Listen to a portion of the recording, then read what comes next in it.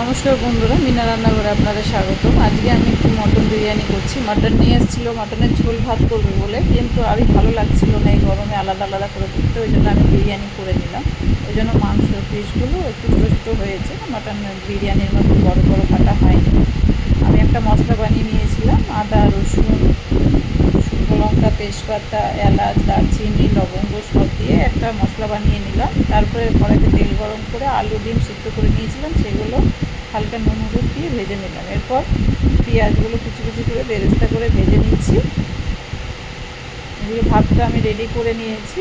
তেজপাতা গরম মশলা একটু স্বাদ মতো নুন আর মিষ্টি দিয়ে জলটাকে ফুটিয়ে নিয়েছিলাম। তারপর চালটাকে ভালো করে ধুয়ে নিয়ে তারপর দিয়ে ভাতটা করে নিয়েছি। বেরেস্তা হয়ে গেছে, ডিম ভাজা আলু ভাজা হয়ে গেছে, মশলাও রেডি। এবারে এই বেরেস্তা পেঁয়াজ উঠিয়ে দিয়ে ওর মধ্যে এবার মশলাটা দিয়ে দিলাম। দিয়ে নুন হলুদ, নুনটা স্কিপ করে গেছিলো, স্বাদ মতন আপনারা নুনটা দেবেন। হলুদ জিরে গুঁড়ো ধনে গুঁড়ো বিরিয়ানি মশলা দিয়েছি, গরম মশলা দিয়েছি, সব দিয়ে মশলাটাকে এবারে ভাজা ভাজা করে নেবো। মশলাটাকে ভাজা ভাজা হয়ে গেলে তারপরে আমি মাংসটা দই দিয়ে আর গোলমরিচ দিয়ে মাখিয়ে রেখেছিলাম ঘন্টাখানেক রেখে, দই আর গোলমরিচ দিয়ে মাখিয়ে রেখেছিলাম।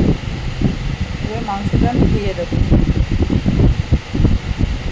মাংসটা দিয়ে নিয়ে এবারে ভালো করে কষে নেব। মাংসটাকে ভালো করে মশলা গন্ধটা যাতে বেঁচে যায় মাংসটা কষবো। এদিকে একটা জল আপনার গোলাপ জল কেওড়ার জল মিঠা আতর সব দিয়ে একটা মিক্স করে একটা রেডি করে রাখছি। এই যেমন মাংসটা আমি প্রেসারে 2টো সিটি দিয়ে দিয়েছিলাম, কষিয়ে নিয়ে এটা দেখালাম না আপনাদেরকে। দিয়ে নিয়ে এটাকে নামিয়ে দিয়েছি, নামিয়ে দিয়ে এবারে রেডি করছি আমি বিরিয়ানিটাকে।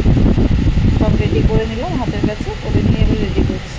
এরপরে ভাতটাকে হাফ করে নিয়ে ওপর থেকে বিরিয়ানি মশলা দিলাম, পেঁয়াজের বেরেস্তা দিলাম, দিয়ে নিয়ে এরপর উপর থেকে ঘি দেবো। আর যেটা মিঠা দই গোলাপ জল আর কেওড়ার জল করেছি সেটা দেবো।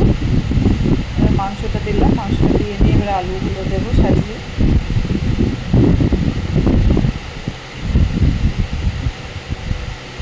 নিয়ে এবারে উপর থেকে জলটা দেবো, দিয়ে নিয়ে এবার এর উপর দিয়ে আবার একটা ভাতের লেয়ার দেবো। এইভাবে আমি 3টে ধাপ করবো পরপর।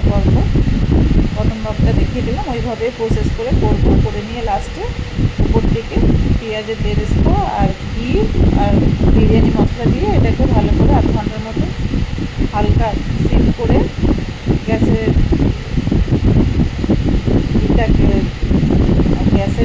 প্লেটটাকে লো করে দিয়ে ঢেকে রাখবো আধ ঘন্টা।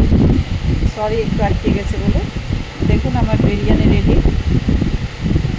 আমি কোনো কালার ইউজ করিনি, আপনার বললে ফুড কালার বা কেসার ইউজ করতে পারেন, আমি কোনো কালারই ইউজ করিনি।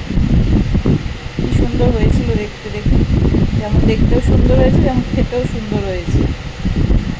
রেসিপিটা ভালো লাগলে লাইক কমেন্ট শেয়ার অবশ্যই করবেন, আর রেসিপিটা বানিয়ে দেখবেন, খুব সুন্দর খেতে হয়, অসাধারণ খেতে লাগে, একদম দোকানের থেকেও ভালো হয় মনে হয় খেতে।